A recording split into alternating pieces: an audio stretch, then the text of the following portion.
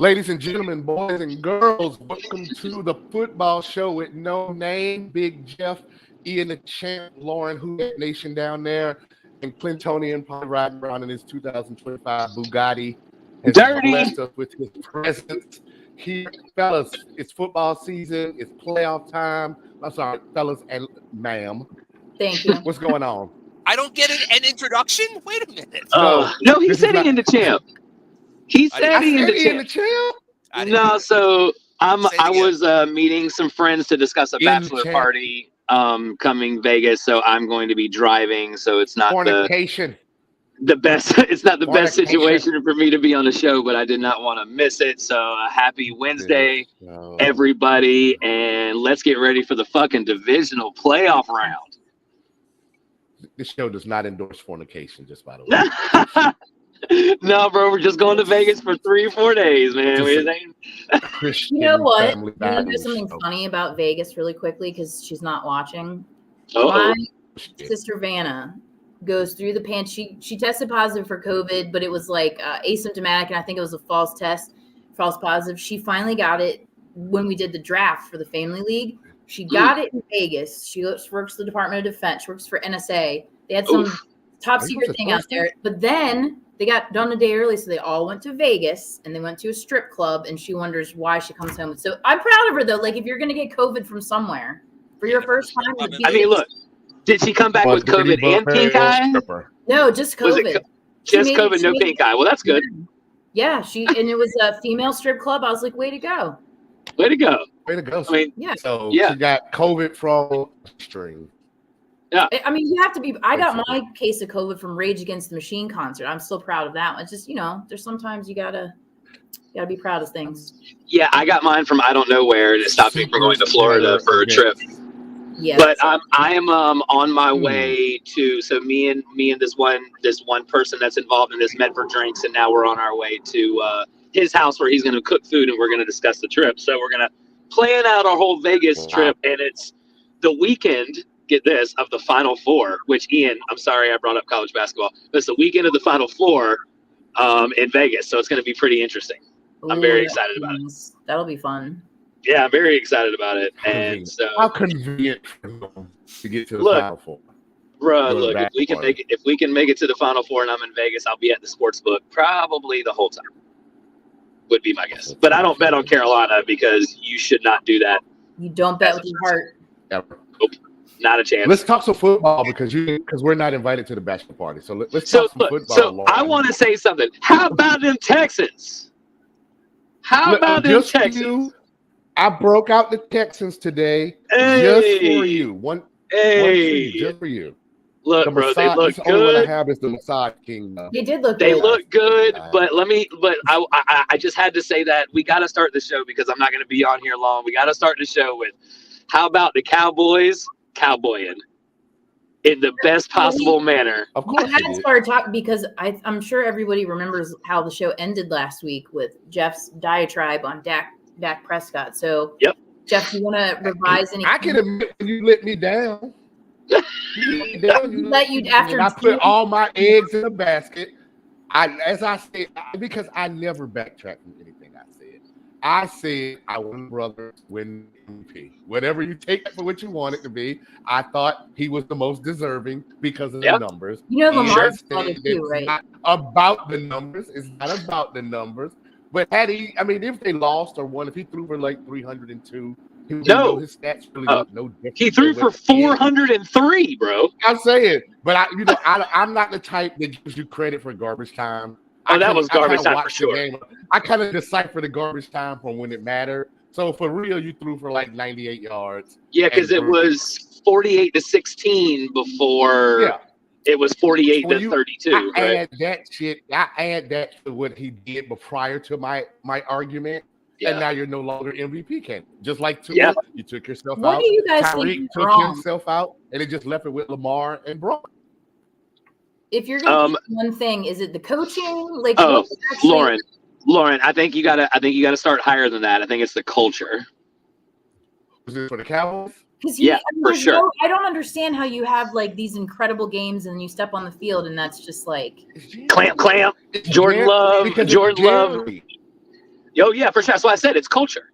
It's absolutely I'll culture. give my one last Cowboy talk on that, and then I'll let Ian give his opinion on it. My thought is that as long as Jerry is the GM, the Cowboys are always going to be relevant because he's the best salesman in the entire world. But when it comes to personnel decisions, what I notice about the Cowboys is they start off the year with whatever roster they have, and they never make the blockbuster move in season. They basically played 12 to 13 games with no linebacking core after Van Der Esch was gone. Yep, they moved Parsons around wherever, but you just can't win in football if you don't take care of all phases. Special teams, offense, defense, they all got to be solid. And the GM, your number one job is to find our weakest point on the team and strengthen it. That's it. That's your and watch the salary cap. Those are your two jobs. Yep. I defer it to Ian now. Yeah, Dallas. I don't know that I necessarily subscribe to the concept of culture. I think that's too vague of a statement. I agree that Jerry is the ultimate salesman, and people will always be interested in the Cowboys. The Cowboys are just a polarizing team. You either love them or you hate them. You'll never find anybody who says, the Cowboys, I give or take, it doesn't really matter. I don't really care. They're one of those teams that you either love them or you hate them. Very much like the Eagles of Philadelphia, much like, the Patriots in the Tom Brady days. But Dallas goes farther back. Dallas has been love them or hate them since 1960 when they came in, and they named America's team, and that's not it. Yeah, right. Listen, the problem with Dallas is Dak Prescott. I'm sorry. Dak Prescott is a superb all-pro quarterback, hands down. During the regular season. One of the best when he is playing the Washington Commanders at home. And we're not talking just about 2023. Dallas went 16-0 at home over the past 2 seasons. They did not lose. That's crazy. One regular season home game, but they've lost 11 road games over the past 2 seasons, and that's not culture. That's not players. Dak Prescott, and it's really, Jeff, it's really part of the reason why the group was really disagreeing with you last week about Dak Prescott. Dak is never and will never be an MVP. It is more than just statistics. It's about value.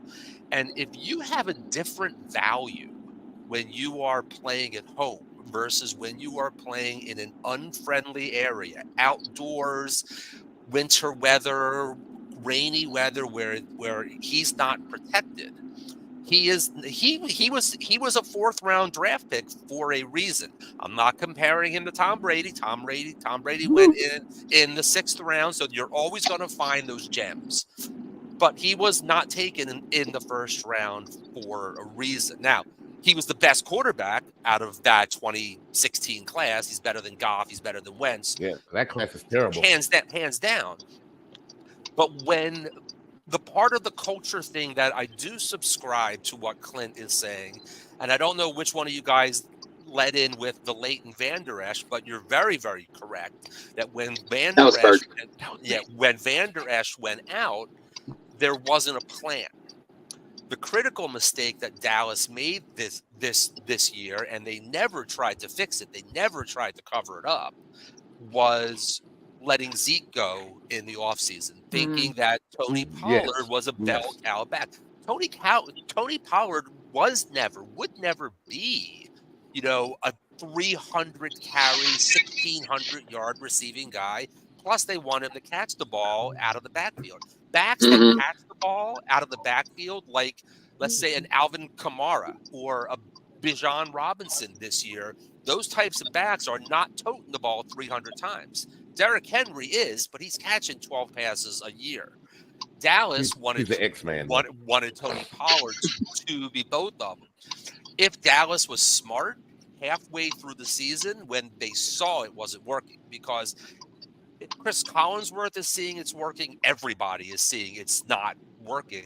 They should have signed. They should have signed like a Leonard Fournette. Yeah. No, they should have just kept Zeke. Well, that's like you said. But at that point in mid-season, you got to do what you could have done. They got to get. They should have got Fournette. They could have got in on the Dalvin Cook because from what I'm hearing, Cook been wanting all year.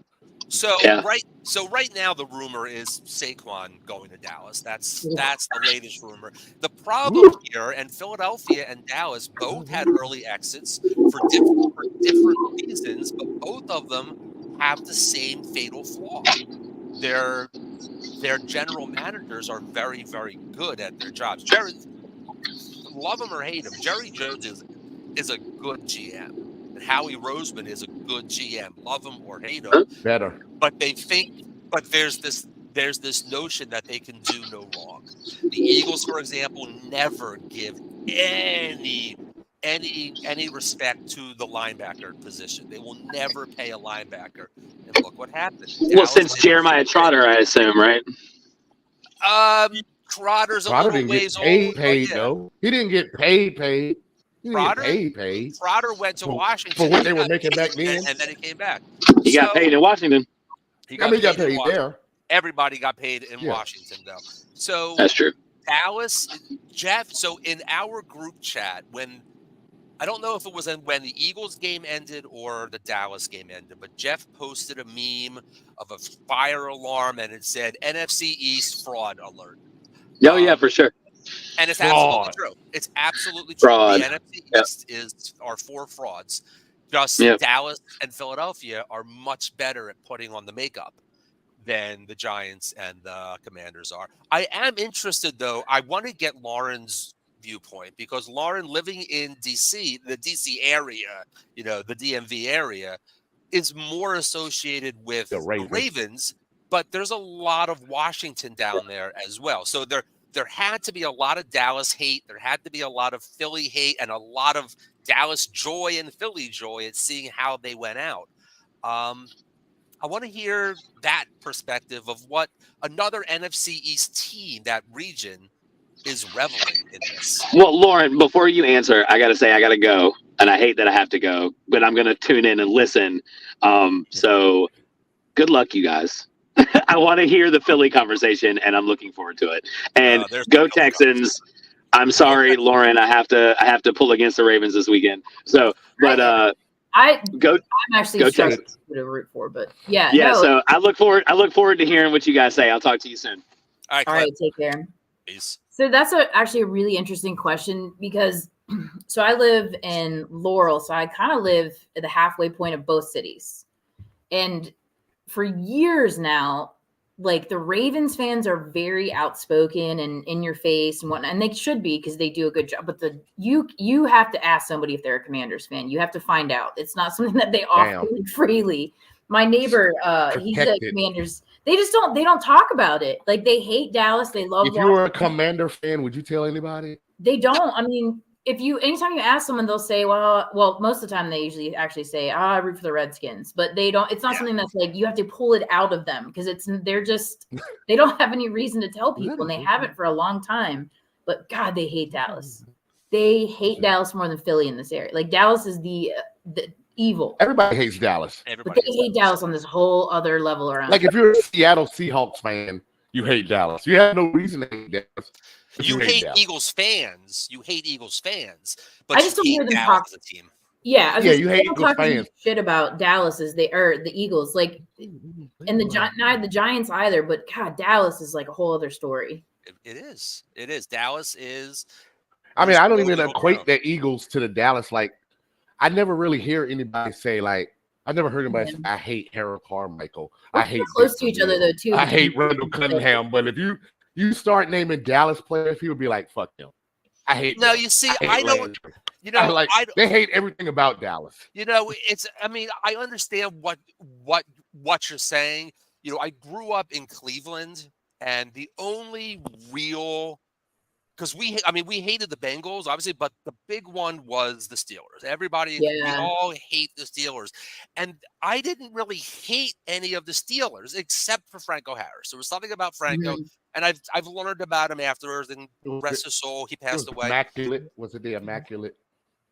The Immaculate Reception that was back in 72. That would get it to you. Yeah, that was Pittsburgh's first ever playoff win.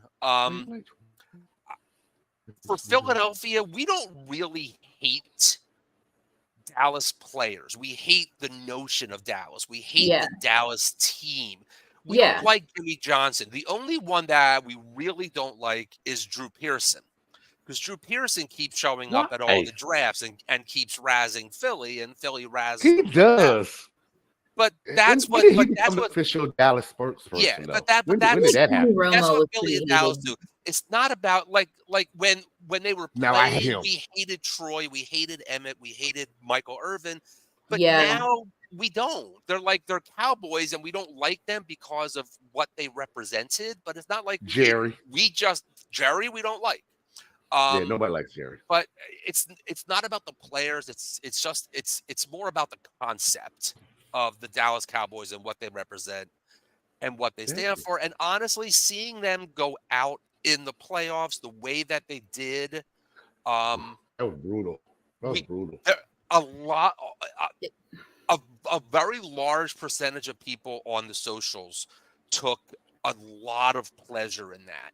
Yeah. And those same people tried, myself really included, tried to take a great deal of pleasure in the Eagles losing. The problem was they couldn't get under the Eagles players' skin or the Eagles fans' skin because we stopped caring 6 weeks ago. 6 weeks ago, we saw this coming. So we didn't think we were going to win. So for you saying, bye, Eagles, bye, okay, bye. I didn't see a lot of Eagles. Maybe it's because I'm so close to Philly, but I have so many friends that are Eagles fans. Like, I felt bad for them. Like, I saw a lot of, like, upset. And then when Jason Kelsey retired, there's been a lot of posts. This is a good segue. I don't want to take credit for this line. I'm going to give a cite like we do in school, a citation to Shannon Sharp. There's a good segue into Eden's other team. Shay this morning said the Eagles, even last year, or when they went to the Super Bowl, are like a car that has its goddamn engine light, check engine light on. You keep ignoring it as long as you drive. So when it breaks down, you start telling people, hey, my check engine light been on for like 6-7 months. But and that's I think true. that if you go back and look, the Eagles have been gasping, needing help in various spots that they never addressed because they never lost. So the Eagles last year did not have a check engine light on because we had the proper mechanics in the garage. We had Shane Steichen, we had OC and the DC. Jonathan Gannon. So we had the proper mechanics. So working with that same analogy, Jeff, that Shannon gave, this year, yes, the Eagles had that check engine light on for the first 11 games. And you heard that in the post-game interviews and the coaches' interviews and all that kind of stuff where the Eagles kept on saying, hey, man, we're 7-1, we're 8-1, we're 10-1, and we still haven't played our best game yet. We haven't put everything together yet. That's your check engine light. And when you're playing all these games and you're winning, but you haven't played your best game and you're playing some good teams, you're going to get exposed. And there was only a question of the transmission failing, and the transmission failing was the 49ers game. The 49ers just exposed every Eagle flaw. Dallas took advantage. Seattle took advantage. The Cardinals ran down the Eagles' throat. It was done. It was done. So the check engine light is right. But I also feel like injury doesn't help. Like when your quarterback is hurt, like that doesn't help. I think last year Jalen was hurt. And I also think last year, and I stand really strong on this, that Patrick Mahomes gets a lot of shit called his way. In that game, the Super Bowl, there was some calls that I think decided the game. Mm-hmm.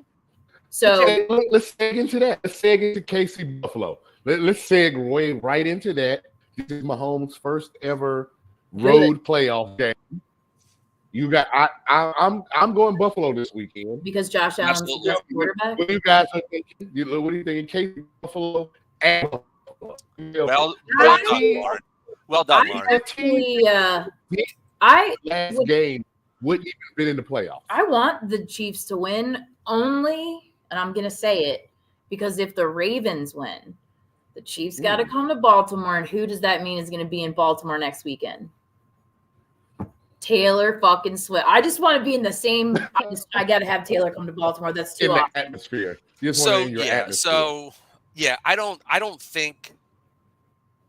I don't think the Chiefs stand a chance in hell. You don't think so? Because I feel like no. I mean, I don't think they're gonna win. But then there's a part of me that's like, what if they get the calls or something? Josh Allen just implodes and throws the interceptions. No, because this is one of those years where everybody isn't enamored with Patrick Mahomes. Just got an ESPN blurb pop up that the Cowboys are not going to fire Mike McCarthy. So we can expect the same 2024 Cowboys as we saw in 2023. Wow. No, I don't think Patrick Mahomes wins this game. I think Kansas City is limping more than they are surging, and I think Buffalo is scary. I think Baltimore, if they win this week, is praying for a Kansas City win, because even Buffalo coming into Baltimore, Buffalo's just Buffalo. They don't want that. I mean, they don't want none of that. There's a lot to say about coming in hot. You come in with the momentum and you're rolling and everything is going right. There really is a lot to say. That's why a lot of people were scared of the Rams, and we're happy to see Detroit win that game. Oh my God! Because the Rams, are playing well. They came in as a hot team. Detroit gave up 400 yards to Nick Mullins twice in the. But I don't think people are counting Detroit out too, because you saw the way that the fans were that game. I feel like they're riding on the same type of momentum the Saints rode on the year they won the Super Bowl because of Katrina. Like this is their destiny. I feel like, but there's nothing wrong with emotion. At some point, everybody got analytics. Everybody got a good coach. At this point in the season, everybody got a wide receiver one. Everybody got a decent quarterback. That emotional wave is not something. It's kind of like how we did talk about. There's a huge difference, though. Emotion and momentum are huge at this time of year. Matt Stafford, they started booing his ass at pregame warm-ups. I don't know if you saw, but Kelly Stafford was very upset. That's I thought I was waiting for it, and I thought Lions fans are united. But I can believe them booing when you like NBC. NBC did a really good job. They did a really good job of the game this week. When they showed some of the fans and they indicated like this dude was at the 57 championship game. Yeah, and he's been a season ticket holder and the game is going off. And he's got full tears running down his face. Got me in the and I'm like, I must be getting old because I really felt that. Like I felt his emotion. Like God, it was pretty special. 60 fucking years. I understand.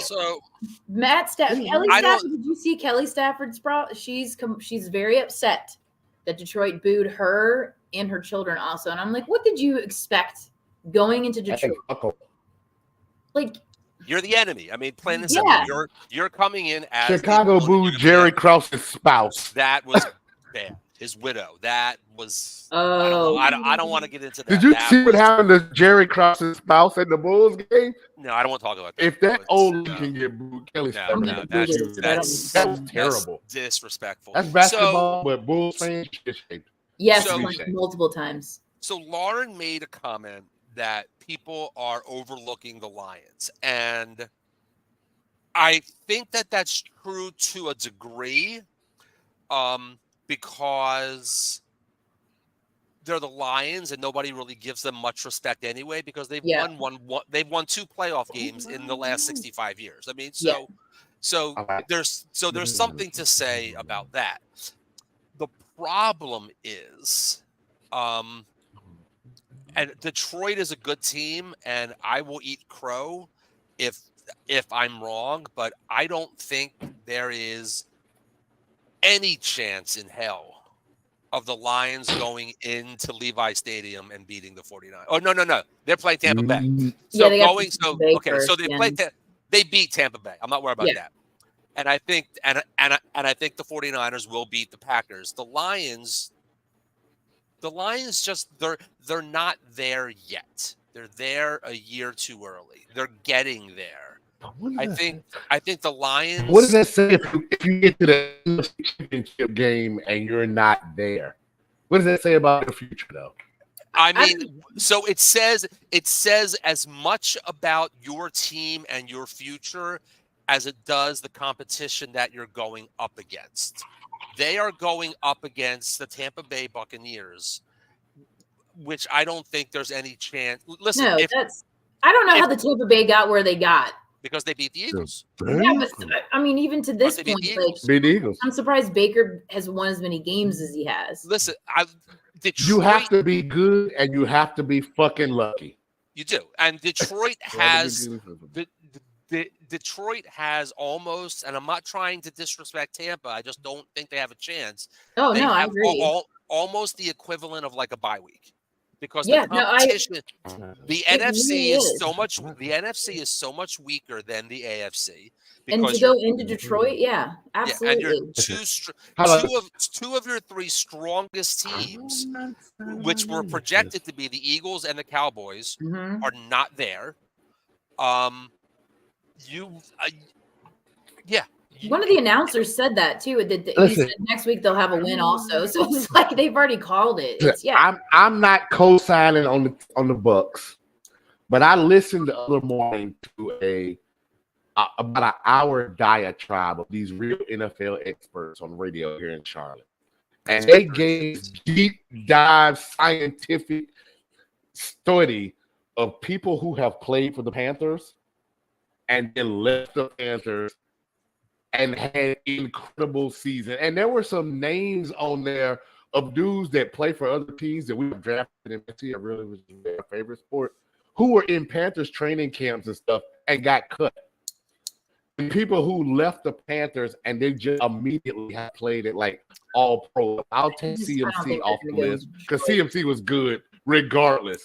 But every team has that. If you could put yourself back in time when Baker was quarterback of the Panthers, it was a legit thought that he would never play in an NFL game again. And then he played in LA in that Monday night game that week.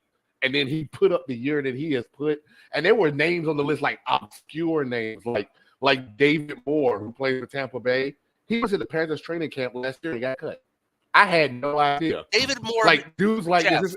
There's this curse they say that if David Moore made one. You look at his year. He only scored. David Moore only scored a touchdown this past weekend because Avonte Maddox and James Bradbury ran into each other. Yeah. If the Eagles is that Howie Roseman's fault that James Bradbury is the worst quarterback in football? But it doesn't make David Moore a great wide receiver. Numbers. It wasn't about these guys are great. What they were saying was that if you played for the Panthers, David went to another team, you have got the okay, but if we're going on that logic, then I'm going to go on this logic. When you have Eminem in your stadium and you have the entire stadium rapping "Lose Yourself," like that's a whole that stadium. They want that. They are so loud, like they're making Seattle look like a bunch of pansies. Like that stadium. I don't honestly. I think Tampa Bay is going to win training camp. The game. I think Tampa Bay is going to win that game. It's done. It's the Lions. Tampa Bay doesn't have a chance, and David Moore is not the savior. What happened? I'm not saying David Moore is the reason. But you're saying. Feel good but the comparison about Tampa Bay. The comparison you made, Jeff, is that somebody who was in Panthers training camp last year is now in the divisional playoff round for another team. It has nothing. He's the number 4 wide receiver. Entire list. He's the number 4 I didn't even know wide receiver. I was just making it was just a gist of a conversation because they named off like 12 dudes Give me another one. Yes, give me another one, and I'll debunk it. We're definitely not going to waste any time on the Panthers. We're not going to talk about the biggest conversation was about Baker. It really was about Baker, and then they just named off other dudes. You sound like you're in the Matrix. Baker was terrible in Carolina. Yes. For the same reason why PJ Walker was terrible in Carolina, and why Bryce Young is terrible in Carolina. Because Carolina which led them into the conversation of why no next team talent. Will be great.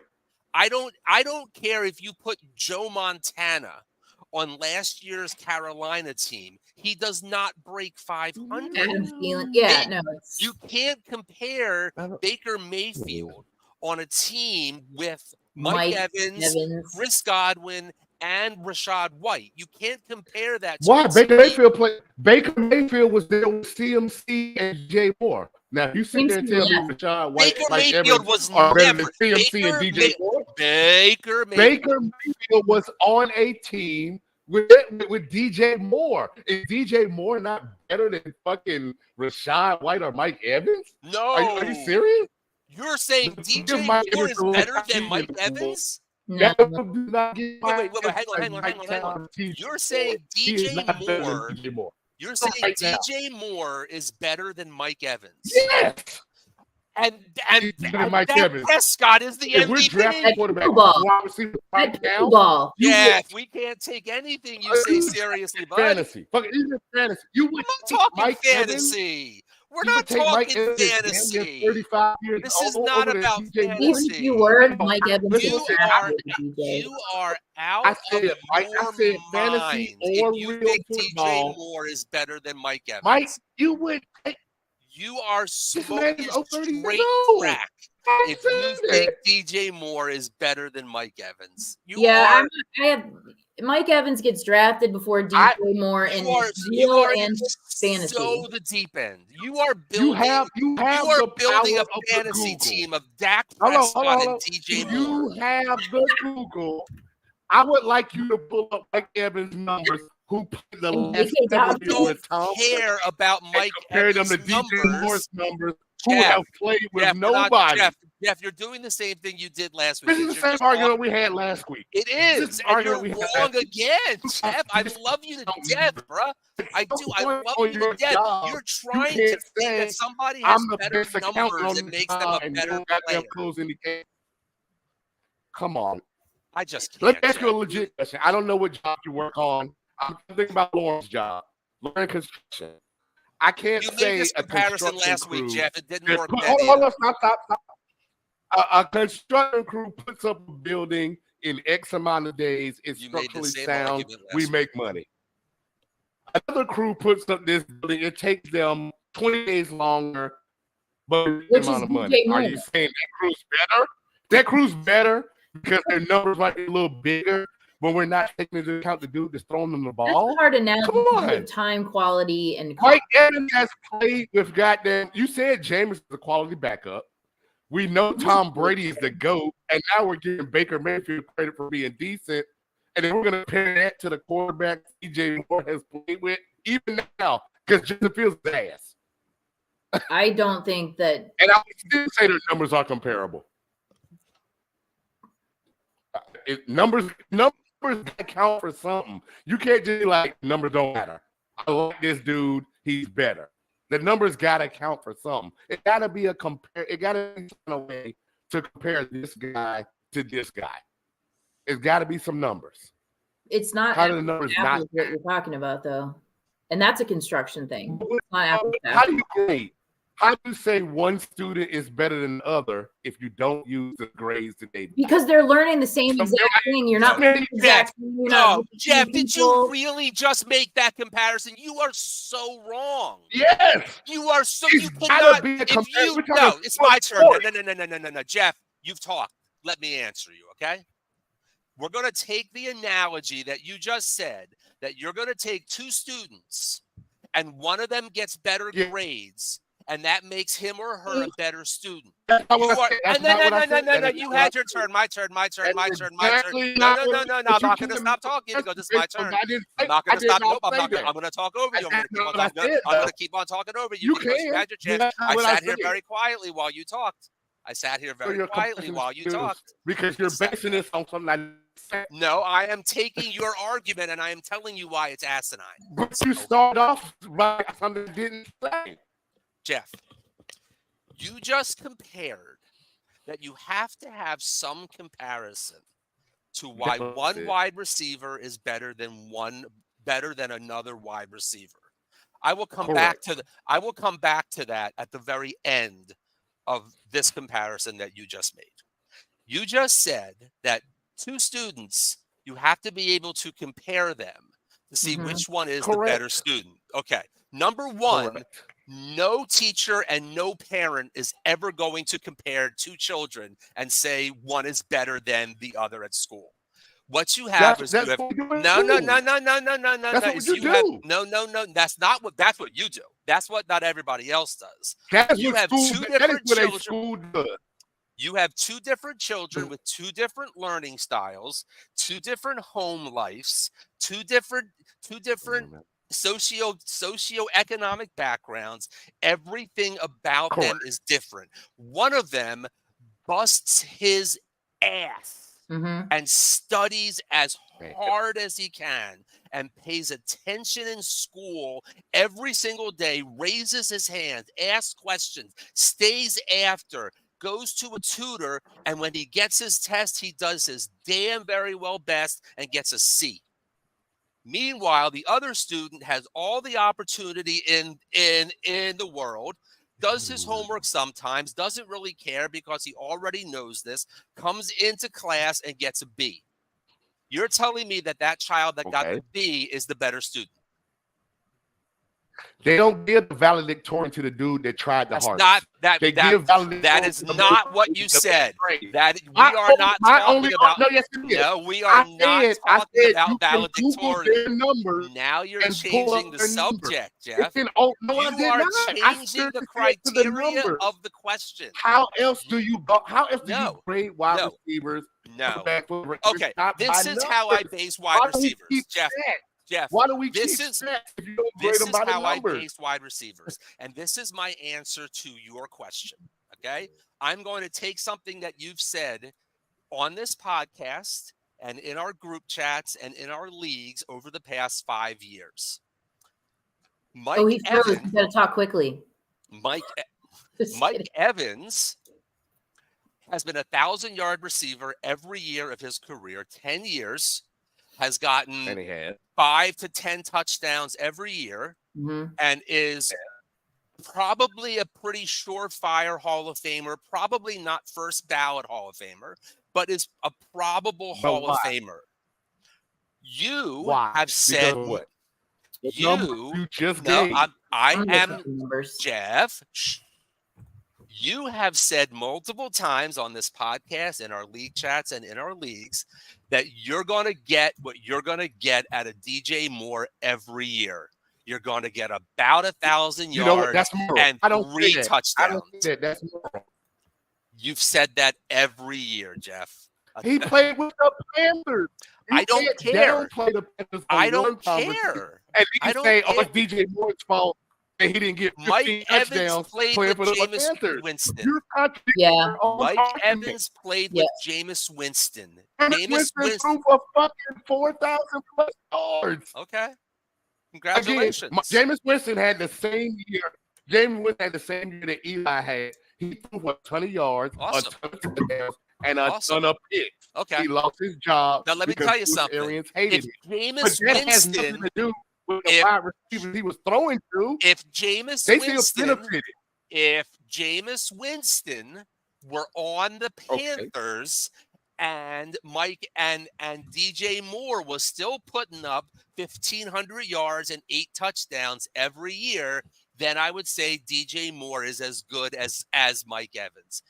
DJ Moore is a very, very good wide receiver in the National Football League. this past year was, for better or worse, his breakout year finally. He's getting you 1,003 every year. That's what you're going to expect. And this year, he finally eclipsed that. Mike Evans been doing it for 10 years. Mike Evans is the better receiver. But I pulled the numbers and I have them, and I'm looking at them. When I read this to you. I don't care about the numbers. I'm telling you, he's passing the eye test. It's going to prove your point when I tell you the numbers.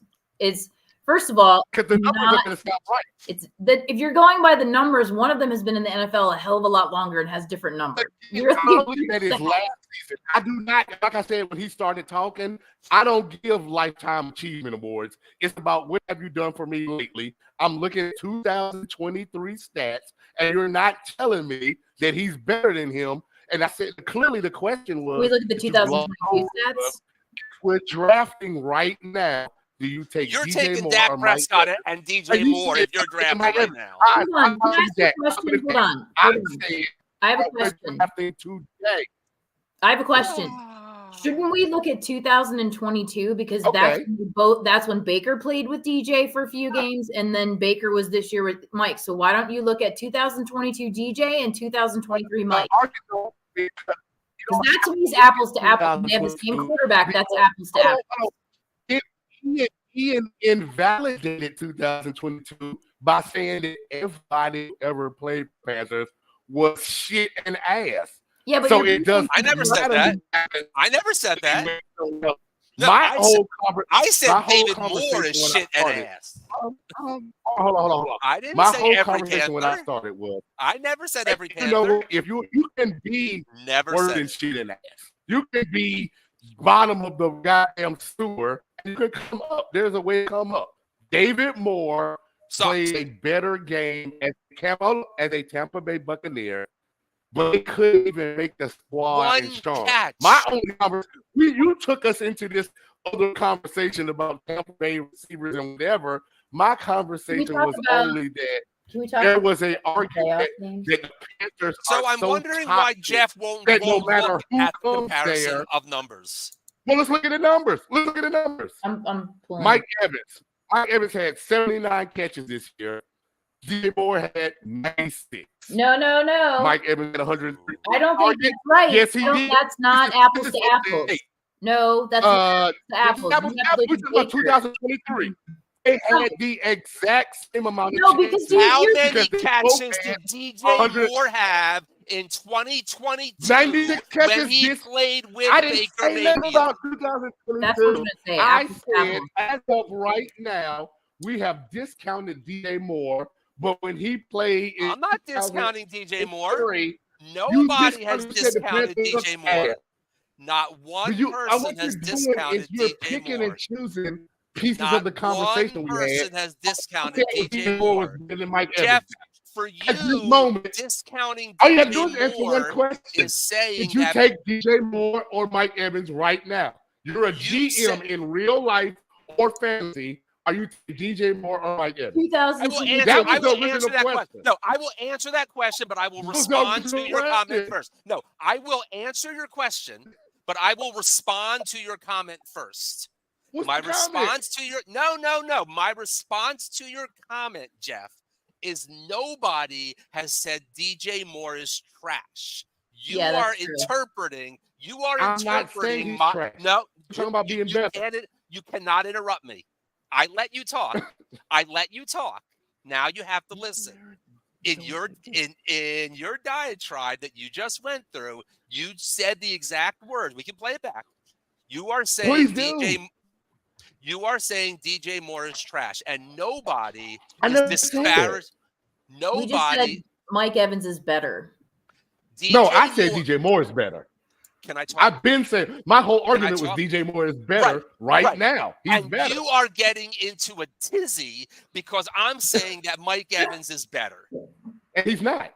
He is. He's not a tizzy. He is. You want to keep Jeff, I am going to start a league. And someone who has been married 17 years, start a league. I have a master's degree in arguing. I am going I will keep going with the argument you're having. And your first round draft pick is Dak Prescott, and your second round draft pick is DJ Moore. And that's how it's going. Again. And whatever dais you get on next week about some scrub, that conversation was will be about your third round vote, pick. About an MVP Jeff. vote. You're wrong. That guy conversation was about an MVP. This is what you do. I'm gonna tell you how you do your narrative. You pick and choose pieces of conversations and you try to blend them together to make yourself seem right. But I'm 130% clear that my original question was DJ Moore is better than Mike Evans right now. You tried to go to announcing 1,000 other places. The answer is no. Your favorite line. Your favorite line. The answer to your statement is no. You're drafting as a GM right now, and you're trying to tell me you're going to take an older Mike Evans with lesser numbers versus a newer DJ Moore with better numbers. Yes. And you're going to keep your job. I'm taking the better player. I'm taking Mike Evans. Yes. Yes. Oh yes. My God. I'm taking the better player. I'm taking Mike Evans. If I am that would explain why you're not a GM. I want the best player. That explain why you're not.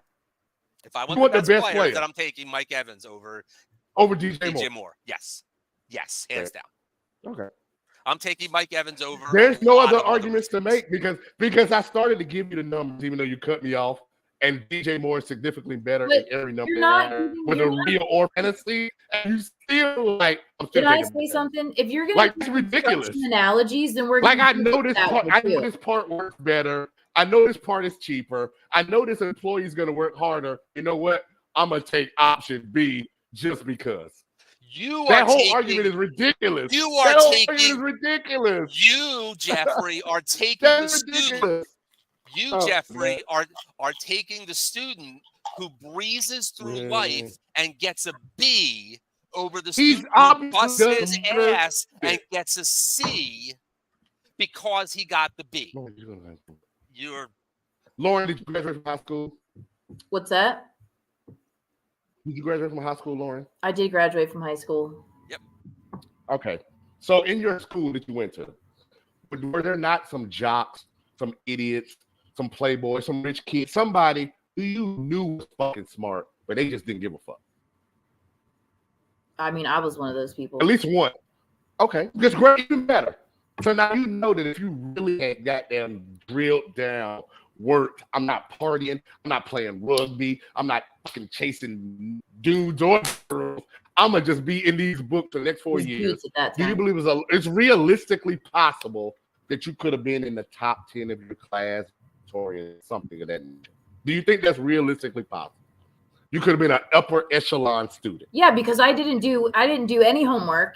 I didn't pay attention, didn't study. All I cared about was hanging out with people, and I graduated the 2.6. So now we know this, and I definitely would never say you're slow or dumb. You've been to college. You are a very smart individual. I know you. No, I 100% could have done a 4.9. How do you tell me? How do you let straight face say, I'm a better student than Amy Joe, who studied every day for 4 years, was valedictorian, went to Harvard, went to law school. She's now a Supreme Court justice clerk.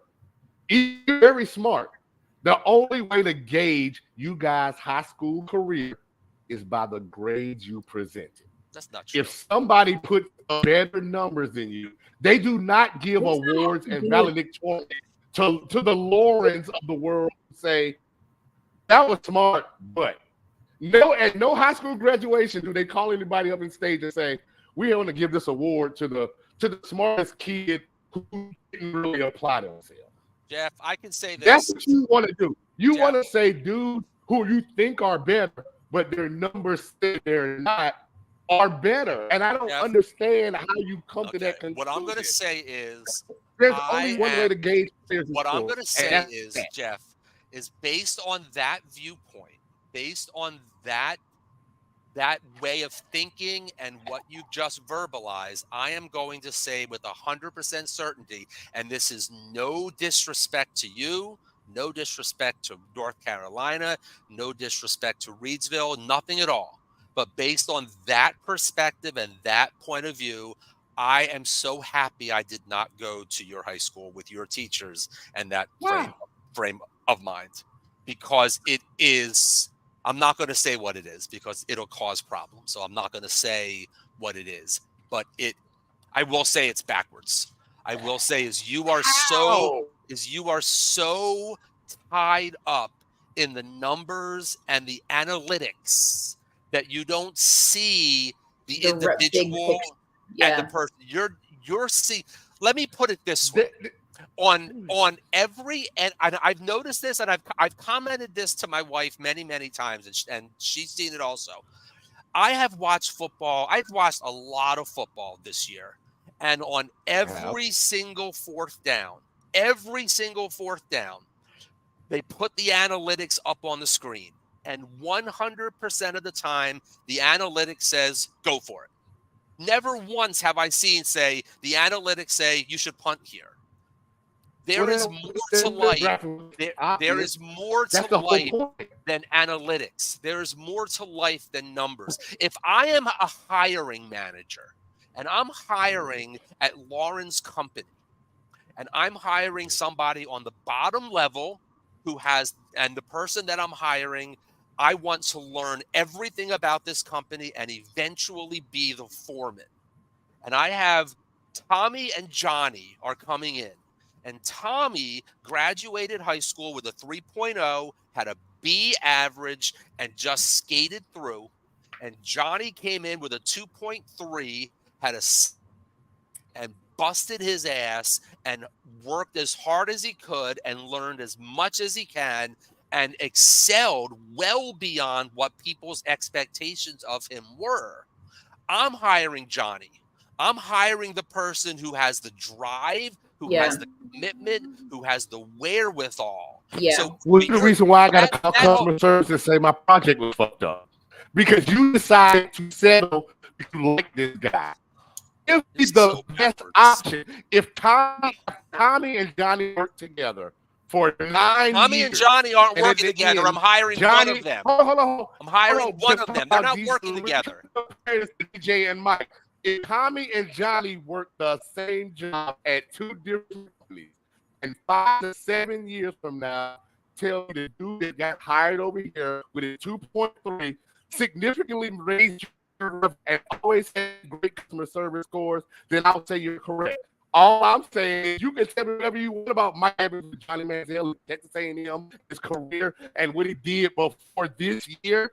As of 2023, DJ Moore was a better player than Mike Evans. I don't know why we arguing about this. Because the numbers say he's better. Because he wasn't. Because you like the guy. Because you like say he was great in 2020. He's great in 2021. Jeff, come on, guy. Last week, you sat here for a half an hour and prophesized and went on a pedestal saying that Dak Prescott was the MVP. That's what you did. And anybody, and you, Jeffrey, they want to discount Cam about something Cam is. They talk about the Cam drift. We're not talking about Cam. Cam. The conversation we're having.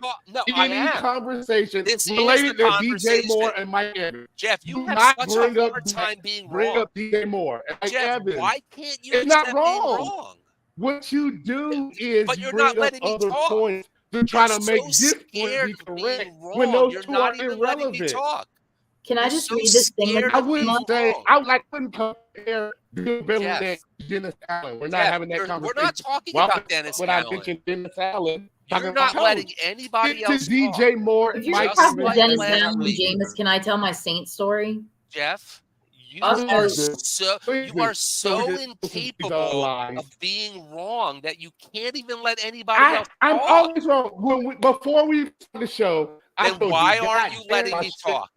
Then why aren't you letting me talk? Then why aren't you letting me talk? Your argument was to say, I'm going to bring up then why aren't you letting me talk? Argument is wrong. Then why aren't because you you're wrong. letting me talk? See, point out which you're not letting anybody make a point. It's like last week when we disagreed with Dak. You wouldn't let Merrill or me get a word in edgewise. It's the same thing. But you can't handle a disagreement. If there's a disagreement, the other person's wrong. Lauren and Samantha have an argument about who left the light on downstairs and saying, well, you know, back in September of 2021, remember when you left the stove on? Like you're some old shit. This is unstable. Trying to make you be right now. This is completely unstable. I would say it was my fault because my father taught me happy wife equals happy life. This is so unstable. It would be like, oh my God, I was wrong back, so I should back down about everything else. You still haven't let me talk. Sit here and be like, that was but you still haven't stopped talking, Jeff. Better than DJ Moore. But you still haven't stopped talking. But you're talking again. You're not letting anybody else talk. Because you're trying to make arguments about stuff that didn't, and you give up. And you don't agree with that. And you don't agree with that position. If it's a position that literally on my screen right now, you won't even entertain it. JJ Watt to Pat McAfee. Mike Evans is a first ballot Hall of Famer. Just popped up. I can't do this. Which is actually a contradiction of what Ian said. I can't do this. I can't do this. He said it. Ian did not say a few minutes ago, Mike Evans. I didn't say anything a few minutes ago. I haven't said anything for 45 minutes. You did say it. I just want to tell the Saints story. Jeff, stop talking. I can't defend Jameis. Guys, I'm going to be taking a hiatus for a while. I can't. I'm sorry. I love you guys to death. Jeff, you're one of my best friends. I love you to death. There's nothing that could ever happen that would make me stop loving you. I can't do this. My wife would tell you, I'm not going to stop arguing because you thought you were right. I will argue my point out today. And what's going to happen, you're going to take a hiatus, and we do at our house, where we walk around, we don't speak like now until like 4 or 5 days now. And then you look back and say X about a trade. It's like when you're married, you say, hey, you hungry? You want something to eat? You do such. That's how, this is like a married couple relationship. And it's cool. This is a dysfunctional. Mike Evans better than DJ Moore. I'm still trying to tell you why you're wrong about Jameis. It's what. Tell me about Jameis Winston. I love crab legs. Jameis. I said that last week and you snapped at me, by the way. You said, why you got to bring up something that happened 20 years ago? Typical wife. That's it. Typical wife. All right, quick story, and then we have to go because the hour's up and everybody's done. 2-year point 45 minutes ago on Jameis Winston, the last game of the season, the Saints just rocked the Falcons, and they had Dennis Allen had called. They put Jameson. Dennis Allen had called a victory formation. Jamal Williams had 17 touchdowns last season. He hasn't had a touchdown this season. Jameis made a call for the team and for Jamal, and everyone stuck behind him. And he said, "We're putting it in the." It was very much so like Rudy. We're putting him in the end zone. He's earned it. And I've listened to Jameis talk about it after, and he is like 1,000% correct. You play for your team. Fuck Dennis Allen. That was well deserved, and he did it because he's got a huge heart. A lot of people everyone respects the shit out of Jameis, and it's not just about like, oh, the coach. Like, fuck Dennis Allen. That's the Jameis. So we all love Jameis down there. I agree with you with Dennis Allen. I can agree on both sides on this one particular thing. If you decided when you broke the huddle that Jamal Williams was going to touchdown this year, you should have broke the huddle back or regular formation. I do kind of feel like I don't think football has a lot of traditions, but I kind of feel like if you're in victory formation, the side has decided you've given up or the game's over. You try to run a play. Not only because you ran a play, we weren't ready, but sometimes, baby, I feel like. But I think one of the big things we hear in football, dudes get hurt when you're not ready. So if all of a sudden I'm standing here, I think 1, 2, 3 can't do, and then I see the fullback coming at me, and I react to go at him, and I get hurt. Like I feel like the Joe Jameis story goes really different if someone gets hurt on that play. So yeah, I'm good with him running the touchdown. Fuck you, Dennis. You should have got a regular formation though and ran the touchdown if you want him to. That defeats the whole purpose. I think that's the biggest thing. People. I agree with the sentiment. I think Lauren and Jeff, you're both right. Yeah. I agree with the sentiment of we want to get one for Jamal. And I agree with the sentiment of fuck Dennis Allen. You're getting into a victory formation when you know that this is something that's very, very important to your team. Yeah. I agree with standing up against that. But the injury thing is one thing. Yeah. Jeff is 100% right. There's also in any sport, in anything in society, there's always these unwritten rules. There's things that you just don't do. Right. When you're in victory formation, you're telling the other team, we're done.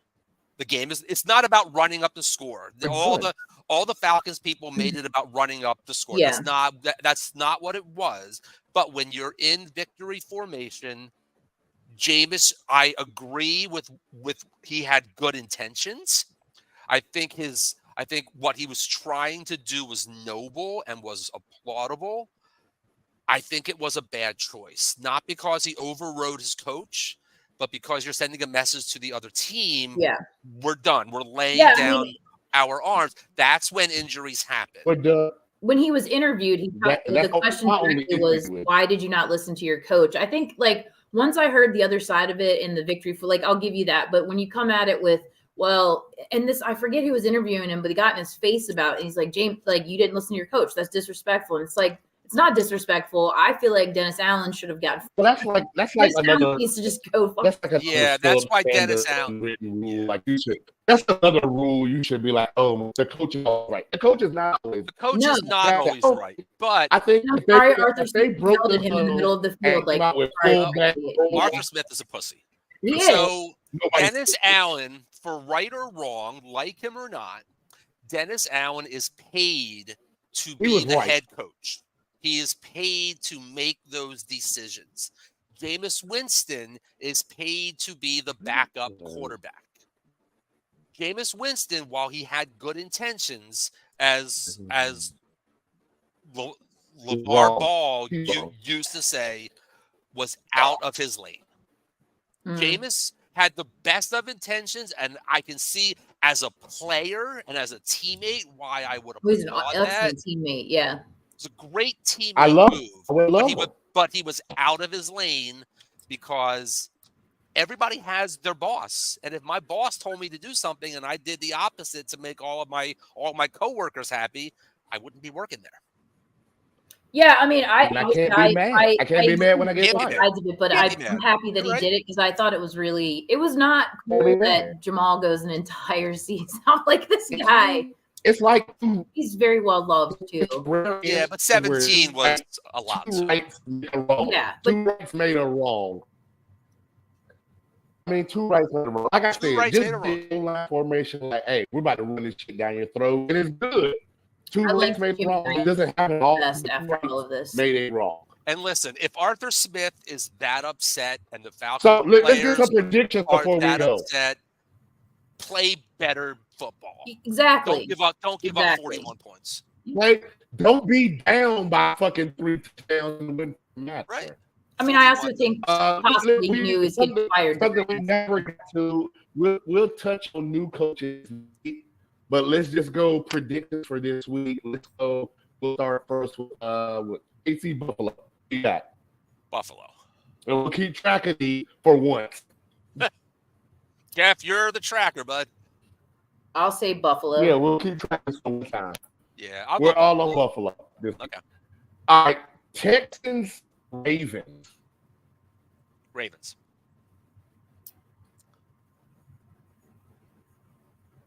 This one's really hard for me. I think if there's I want to say Ravens, but I just keep thinking back to when they played Tennessee in the playoff. They had that week off. God, CJ Stroud looks good, but I'll say Ravens, but I think it's going to be close. In honor of Clint, I'm going to go Texans. I'll go Texans this weekend. I just don't remember if CJ Stroud plays good weather because it is Tampa Bay at Detroit. Detroit. I'm going to go Baker. because I'll be golfing just like Cowboys be I don't want to hear Baker's. God, I'm gonna say. I hope Mike Evans goes for 16 catches for 295 yards. I hope he does too. I hope he does. We can come back and talk about it. And then Green Bay and France. I'm actually going to take Green Bay. Nah. I'm taking all 4 home teams. I don't think any of the games are really close. You don't think there's one upset? I think all 4 home teams win, and all 4 home teams win by at least 10 points. Double digits. I'll take Green Bay. Lauren, I'm a side with you. I feel like it's one or two stories. San Francisco rolls everybody. Or Jordan Love makes real good. Think about Aaron Rodgers. I'm feeling really good about Jordan Love. I'm gonna take Jordan Love in the upset. Green Bay over San Francisco. Yeah. If I had to pick one upset out of all 4 of them, it ain't my money. If I had to pick one upset, if you put a gun to my head and said, Ian, you've got to pick one. Yeah. Texans. Yeah, that's a good one though too. Yeah. But I don't think the Packers have a chance. I don't think the Bucks have a chance. I don't think the Chiefs. I think they get steamrolled. I would love to spend a week listening to Sports Center talk about Green Bay versus Detroit. Oh God, can you imagine that NFC? How the NFC North just gets trashed every week, and here they are playing the championship. But also, listen, I'll tell you right now, who is pulling for the 49ers harder than anybody else, and that's CBS. Because they don't want the Packers and they don't want the Lions in the Super Bowl. They want the 49ers. CBS has the Super Bowl. They want 49ers Ravens, or they want 49ers Bills. They don't want 49ers Chiefs. They want 49ers. I'm going to start changing how I think about life. If Goff makes a second Super Bowl, nobody wants like an audible Super Bowl. They're a good team. If Jared Goff makes I like it when teams have never won the Super Bowl, do you change how you think about him? That's just a random audible question. If Jared Goff makes a second Super Bowl with a second team, do you change how you think about him? No, I still think, I don't know what you think about him.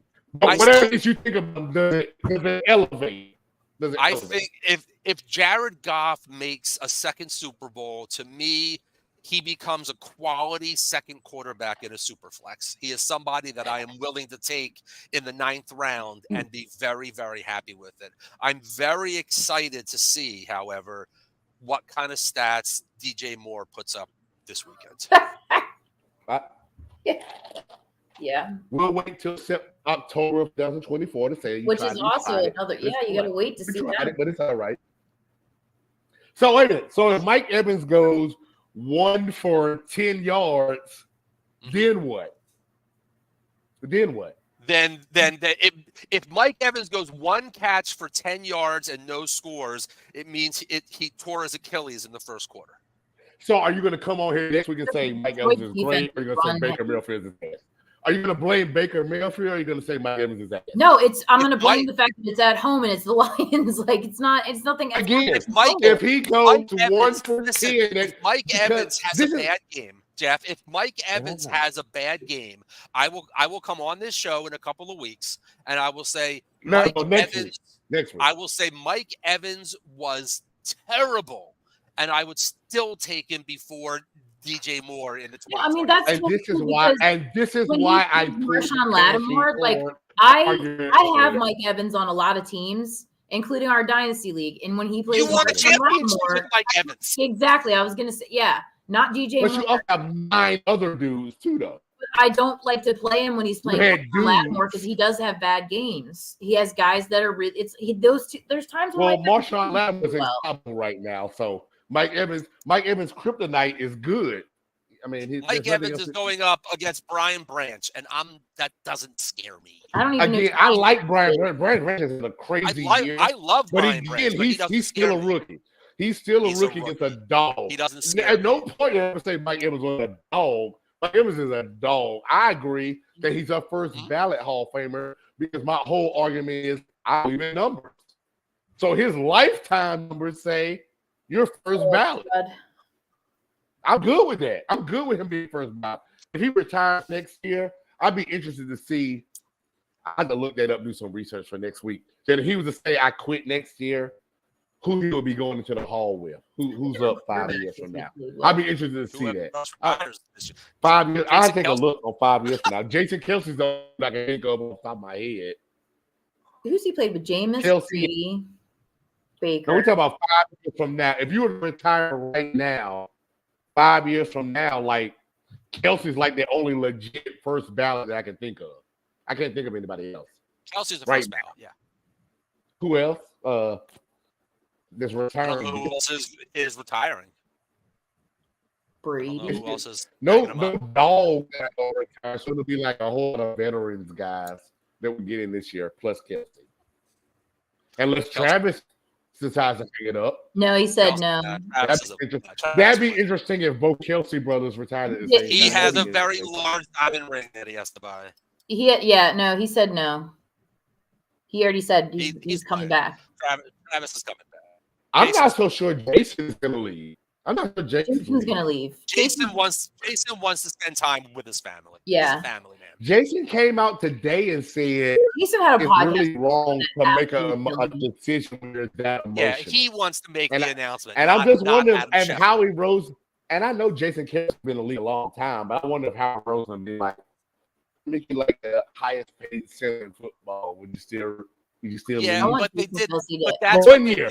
One year. Jason was going to. Jason had it in his mind last year at the start of the season. That last year I thought he would too. His last year. Wanted to do one more. That they got so close, he came back. Yep.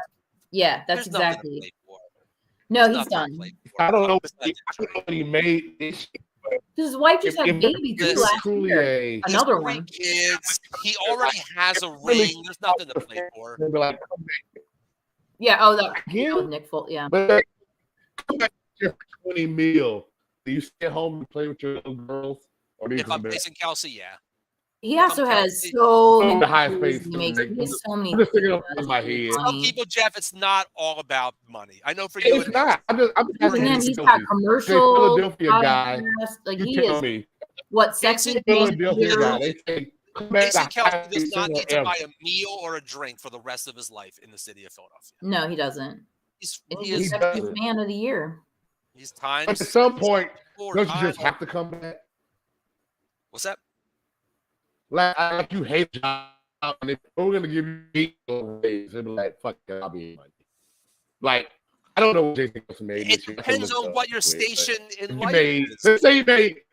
He'd be a good announcer. And I get it. So if he made $16 million last year. Let's say, please come back one more year. Pay $20 million a year. No, I mean, it's about, when does he play? Jeff, it's about your station. Your opinion. In life. Just your opinion. Like, he's been playing. He's a 5th-round pick in 2011, so he's been playing for 14 years. Yeah, he's done. He's a big guy. You don't want to go through training camp again. He's never been injured. He started every single game in 14 years in his career. He already has a championship ring. He's already a surefire Hall of Famer. And I don't think there's any amount of money. He already has all of the money that he and his family and his grandkids and his great-grandkids and his great-great-grandkids will ever need. I don't think a $20 million contract. And listen, he's going to be on TV. He's going to go on speaking tours. He's got that podcast, too. He's going to be on TV. Listen, I definitely think his next move is Fox. He'll He's a Fox guy. He has Fox written all over. In a booth. He should be in a booth. He should be a co-star. Listen, he was on. The next time I watch DJ Moore play against the Panthers, I want Jason Kelsey. Jason Kelsey's going to be the color commentary guy on that game. How about that? How about you that one? How about this? My hot take for next year. I want Jason Kelsey to deliver my eulogy. That's what I want. I don't think there's no amount of money that's going to bring him back. No. We'll go with that. I'll go with that. Yeah, it's not about money. So, Lauren, give us your final take this week, because when we come back next week, we're going to be talking about people going to the Super Bowl. So you gave us our final take for this week. You gave us your pick. What are we talking about? I have brain space more for final. My final take is I fucking love Mike Evans. Lauren, I love you. I do. Fuck Mike Evans and his goddamn Eddie documentary 30. How about that? Fuck Mike Evans. We were all, Lauren, going to come to your house for New Year's Eve. I like Mike Evans, but then you could have made me be like, we should going to anti-Mike Evans campaign. Fuck Mike Evans now. All right, so my final word is you will never win a championship with Dak Prescott and DJ Moore. A fantasy title? Either. Any title. A fantasy title? Because I did one. I'm gonna find several examples of a fantasy title, maybe. A real title, no. I said fantasy. I did fantasy. A fantasy title, sure. A real title, no. My final take will be that we'll be sitting here next week talking about the fact that CJ Stroud is playing an AFC Championship game. Well, that's your hot take. You didn't ask for hot take. You really lost a championship because that's what I was on my mind. We never got CJ, but I really think the Texans are going to beat Baltimore at home because I feel like you are what you are and you aren't, and Lamar's playoff record tells me you are. You want a hot take? I'm probably believing a hot take. How about this, Jeff? You want a hot take? Here's a hot take. Hot. Dawson Knox, and Dalton Kincaid each score more fantasy points than Travis Kelce. Ooh, I like that. That is interesting. I like that. Lord, can we play that on the thing? See what happens. Draft. We're talk about it next week. Yeah. I'll put money up. We're going to draft a team, and we're going to put Dalton Kincaid and Dalton Knox on it, and Travis Kelce. All on the all three of them. Is that possible on DraftKings? No. You can only do two. You can do two of the three, but the problem with we'll make a side. It's expensive for what you get. I'll text you and we'll make a side bet to see if it happens. So, you know what? It's all fantasy season. A little $5 bet that says you're wrong. I don't think Travis Kelce's gonna do shit. Rasheed Rice. I will never bet. I would never bet money. I would never bet money on a hot take. Like that's just dumb. But because the hot take, you're looking at like a 200 to 1 shot. I'm not throwing money away. But I'm telling you that could happen. I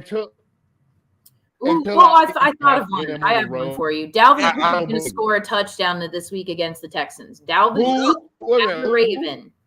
Score a touchdown. That is super hot. That's in Fuego hot sauce. Welcome to Baltimore, Dalvin. That's hot. Dalvin, there's even another playbook. Is he even there? He's for 2 weeks now, I think. I think they signed him 2 weeks ago. I think it was 2 weeks. Wow. He's been there for 2 weeks. All right, here. Dalvin couldn't score a touchdown, and Leonard Fournette gets cut this week. In this week's game, David Moore will score more fantasy points than DJ Moore. Both former Panthers, by the way. That's a given. Both former Panthers. I'll take that bet. Easily. I love you, man. My logic. I'm all money. You drive me bonkers, but I love you. How about now? It's bedtime. How about this hot take? Yeah, last one. Hot take and we're gone. Last one. $10 bet. David Moore scores before Mike Evans this week. Ooh. Oh, I'll take that. Put my money in the real world. I'll take that. You'll take that bet? You'll do that? $10 at your cash app. I know where you are. I know where you live. I mean, do you want to put the boxes off? You could also. I'm saying both. I'm saying David Moore scores before. I say that Mike Evans is better stat. You said scores first. Huh? You said David Moore scores before. Because Mike Evans is obviously going to have more opportunities, more yards, more targets. I'm just saying score. David Moore scored There's no way. Mike Evans this week. Well, hang on. Are you saying scores more or scores before? No. Scores a touchdown. Before. Scores a touchdown first. That's the bet. Yeah. I'll take that. Scores a touchdown first. Yeah, I'll take that bet. I'll take that. Okay. I will also take that. Okay, I'm good with that. I'm a degenerate. I'm a huge Mike Evans fan. I'm never going to.